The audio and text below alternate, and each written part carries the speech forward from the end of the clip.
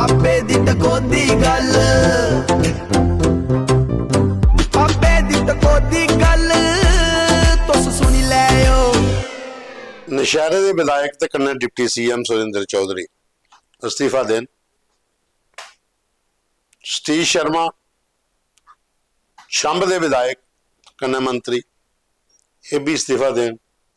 तो लगे हथ जावेद राणा और भी देई उन जेड़े मंत्री ने मेंढर तो बने दे जिती है,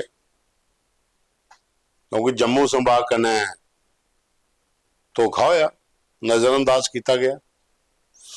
सवाई पीर की गली की जी टनल है वो अलावा बाकी सारे जोड़े प्रोजैक्ट ने 19 के 19 18 उधर लाई लो, श्रीनगर होई है। ये इसलिए चला दा मुद्दा भाई इन्हें रिजाइन करी उड़ना चाहिए। जम्मू कन्नै भेदभाव होया, ये त्रै मंत्री उत्थे बैठे दे ये कख नहीं करी सके।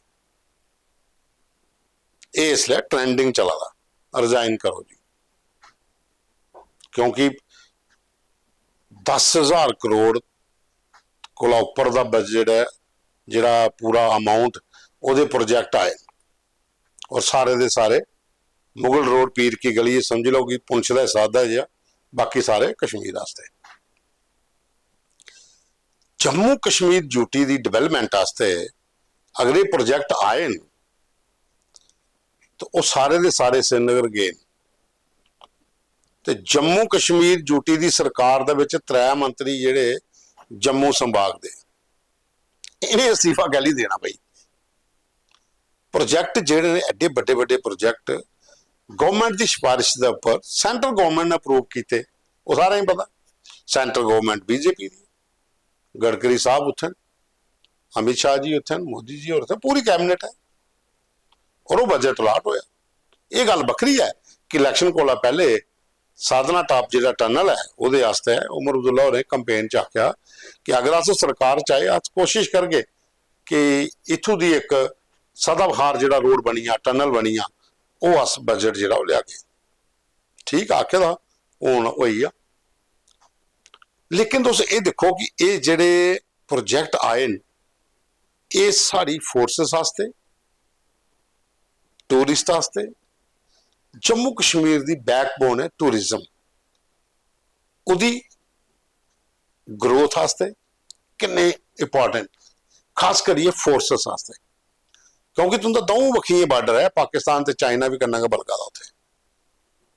अगर ये सारा प्रोजैक्ट अच्छा होंदा है तो देश के हित का प्रोजैक्ट है ना, तो फिर बयान जेडे ना पुट्टे सीधे कह ली हुआ, विजन क्लीयर होना चाहिए।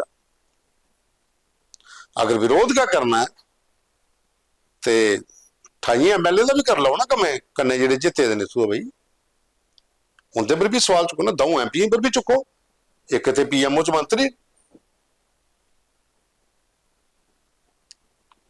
आई जाइए।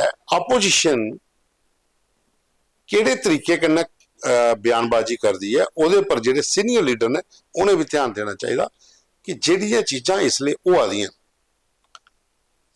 वो जेके यूटी दे फेवर च ने, समर्थन च ने।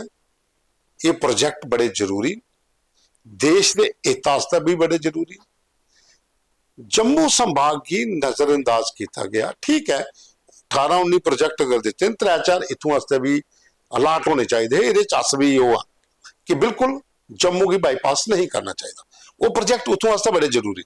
लेकिन जम्मू संभाग दे विच भी 5-7 ऐसे प्रोजैक्ट ने जिहड़े इसलिए सैंक्शन करी होने चाहिए, उनका भी बजट अलाट करी होना चाहिए। लेकिन उहदे वास्ते दिल्ली कौन सुनाना। अगर उमर अब्दुल्ला की सरकार ने कोई प्रपोजल भेजा या पुराने टाइम पर महबूबा मुफ्ती जिले मुख्यमंत्री ही वो नितिन गडकरी कन्नै मिलियां, जां उहदे बाद भी जो दिल्ली टूर होया उहदे च भी वो मिलियां, एक वीडियो भी वायरल होया, उन्हें भी तो इन्हें प्रोजैक्टें जम्मू कश्मीर के प्रोजैक्टें पर गल की। साढ़े MP साहब जुगल किशोर और लोक सभा भी उन्हें 1-2 बारी गल रखी। बाकी जितेंद्र सिंह साहब और तो मंत्री ने तो बैठे दिन PMO च। कुछ प्रोजैक्ट जम्मू वास्ते भी लियाने चाहिए, अस भी वो फेवर च। लेकिन ये जोड़े प्रोजैक्ट आए ये पर ये 3 मंत्री इस्तीफा दे हूँ पहले, त्रीए का तो ना घट आ सुरेंद्र चौधरी होंदा ते सतीश होंदा ज्यादा, ਇਹ ਦੋਵੇਂ ਪਹਿਲੇ ਦੀ ਓਨਰ ਜਾਏ, क्योंकि ये जम्मू संभाग कन्नै अनदेखी हुई तो लगे हत्थ MP भी आखो तुम भी दे ओड़ो, क्योंकि तुम तो दिल्ली बैठे थे, तुंदी प्रेजेंस दे विच बजट उत्थे कियां चली आ, ले लेना चाहिए उनका भी। सवाल यह है कि अपोजिशन अपना काम सही तरीके कन्नै करे तो सरकार एक भी फाइल मूव नहीं कराई सकती।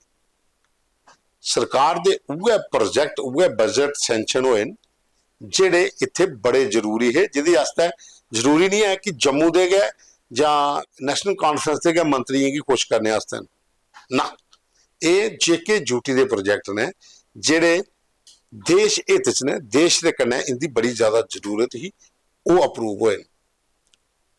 अगर तुम ट्रैवल करते हो, कश्मीर ज्यादा रेगुलर जाते हो, अगर तुम पीर पंजाल पीर की गली की साइड से जाते हो, स्नोफॉल होंदा, रास्ता बंद हो जाता, बारिश होंदी, लैंडस्लाइड हो जाता, कई दिन जो रोड ब्लॉक करोंदा, ट्रैवल बड़ा लम्मा है, फोर्सेस का मूवमेंट करने वास्ते भी दिक्कत होंदी है, क्योंकि दोनों साइडें कश्मीर च बहुत ज़्यादा मिलिटेंसी है, पुंछ दे विच LOC है, इनफिल्ट्रेशन की कोशिशें उत्थों होंदियां, बाकी कश्मीर के बाकी हिस्से जिहड़े प्रोजेक्ट ने वो भी।